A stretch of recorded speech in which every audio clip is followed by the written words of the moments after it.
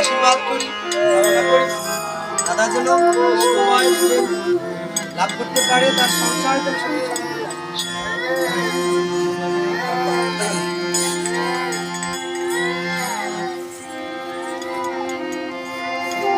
এবার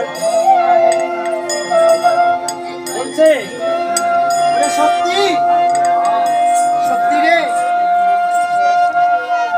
যে ভাই আমার অযোধ্যা থেকে এসেছে আমাকে সেবা করবে বলে, সে ভাইকে তুই নিধন করবি রে? তো ভাই আমার ভাইকে প্রাণে বলিস। শক্তি বলছে, প্রভু গো আমি রক্ষা করতে পারি, একটা শর্ত আছে। কি?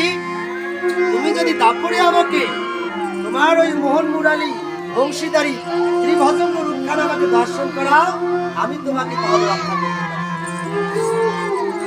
এবার প্রভু রামচন্দ্র বলছে, ওরে সত্যি এটা তো দাপর যুগের ব্যাপার রে, আমি কেমন করে তোকে এ যুগে সেই রূপখানা দেখাই?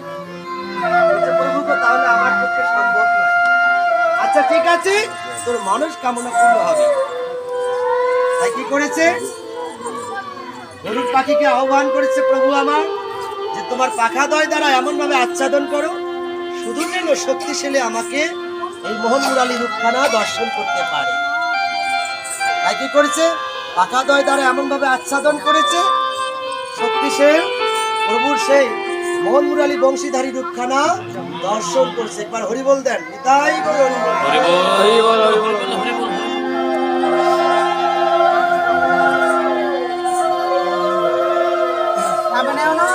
এবার বলছে